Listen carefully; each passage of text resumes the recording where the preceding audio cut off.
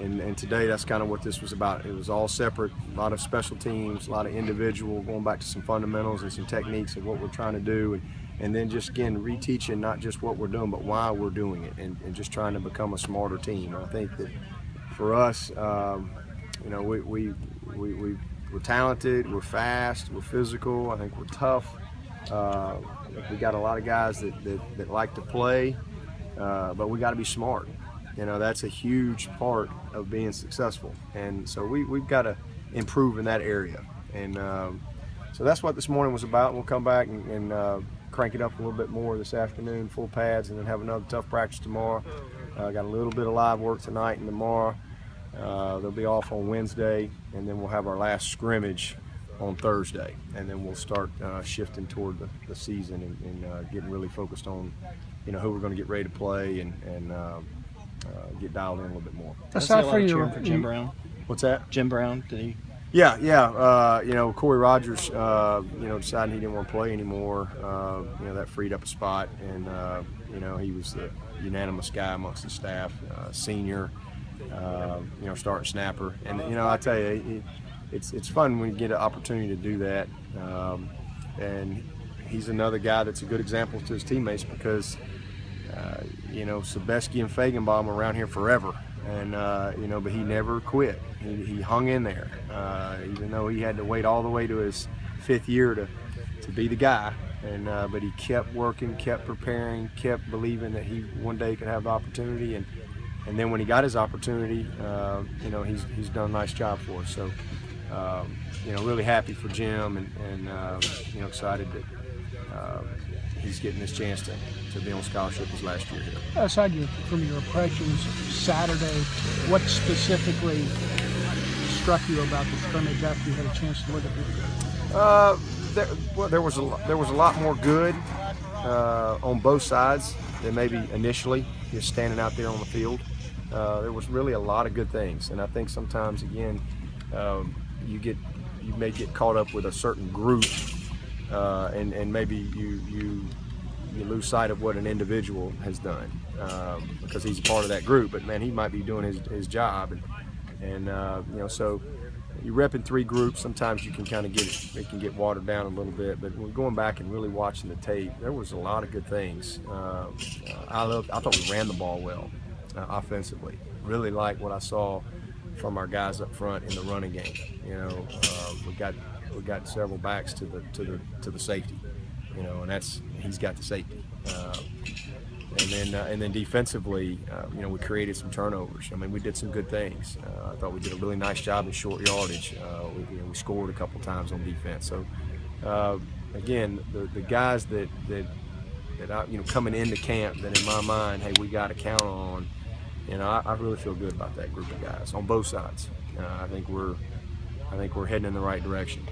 And then, you know, outside of that, you just got so many guys that are learning how to play, and you know, you don't always have 11 guys on the same page, and so the play might have been bad, but 8 or 9 of them guys might have really done a nice job. And so just really going back and evaluating them individually, I felt like that it was a productive scrimmage. We were better than we were the first time out. And I think, you know, hopefully this Thursday it'll be, you know, even a step better. I thought Deshaun Watson was outstanding. He was good the first scrimmage, but I thought he was another notch above. You know, just in his decision making, his accuracy, his comfort in the pocket. So a lot of good things. A lot of good things. We try to, anytime our guys are runner outside of the pocket, we make our guys tag off on it, you know, so at least it's more of a fastball mentality, you know, without the hit, but they got to go tag off. You know, when he's in the pocket, we don't let him touch our quarterback. So, you know, you worry about that a little bit, but that's just the way it is for everybody. Because you know, you just can't beat them up in practice, you know, anymore. Used to, you know, when I was at Alabama, I mean, Jay Barker's the toughest guy I've ever known, quarterback, because he got hit by Curry and Copeland every day, every day. It was amazing to me. That was, you know, different time and era. But you know, I think he's played enough ball.